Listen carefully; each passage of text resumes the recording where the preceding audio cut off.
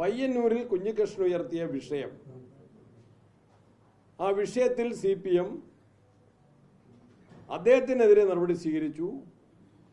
വാദിയെ പ്രതിയാക്കി പ്രതികളെ സംരക്ഷിക്കുന്ന സമീപനം സ്വീകരിച്ചു. എല്ലാ വിഷയങ്ങളിലും CPMന്റെ സമീപനം അതായിരുന്നു.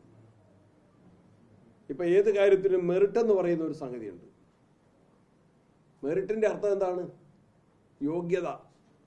ഒരു കേസാണെങ്കിൽ അതിന്റെ മെറിറ്റ്, ഒരു വ്യക്തിയാണെങ്കിൽ അതിന്റെ മെറിറ്റ്, ഒരു പ്രശ്നത്തിലെ നിലപാടാണെങ്കിൽ അതിന്റെ മെറിറ്റ്. പയ്യന്നൂർ വിഷയത്തിന്റെ മെറിറ്റിനെ മറികടന്ന് പ്രതികളുടെ ഭാഗത്താണ് CPM നിലപാട് സ്വീകരിച്ചത്. ശബരിമല സ്വർണ്ണക്കൊള്ളയിലും അത് തന്നെയാണ് അവർ നിലപാട് സ്വീകരിച്ചത്. ശബരിമല സ്വർണ്ണക്കൊള്ളയിൽ കോടതികൾ, സുപ്രീം കോടതി വരെ ജാമ്യം നിഷേധിച്ച് ജയിലിൽ അയച്ച പ്രതികൾക്ക് പാർട്ടി എല്ലാ സംരക്ഷണ കവചവും ഒരുക്കുകയായിരുന്നു.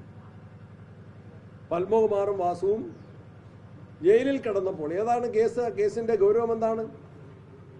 അവരെ ഏൽപ്പിച്ചു? ഉത്തരവാദിത്തത്തിൽ സംരക്ഷിക്കാൻ ഏൽപ്പിച്ച സ്ഥലത്ത് നിന്ന് അത് മോഷ്ടിച്ച കേസിലെ പ്രതികളായവരെ പാർട്ടി തലത്തിലും ഗവൺമെന്റ് തലത്തിലും സംരക്ഷിക്കുകയാണ് ചെയ്തത്. അവരെ കോടതിയിൽ നിന്ന് ജാമ്യം നിഷേധിക്കപ്പെട്ട പ്രതികൾ ജാമ്യത്തിലിറങ്ങിയത് ഗവൺമെന്റിന്റെ മനഃപൂർവമായ സഹായ പദ്ധതിയുടെ ഭാഗമായിട്ടാണ്. കുറ്റപത്രം, താൽക്കാലിക കുറ്റപത്രം പോലും നൽകിയില്ല. അതുകൊണ്ടാണ് പ്രതികൾക്ക് സാങ്കേതികമായി ജാമ്യം കിട്ടിയത്.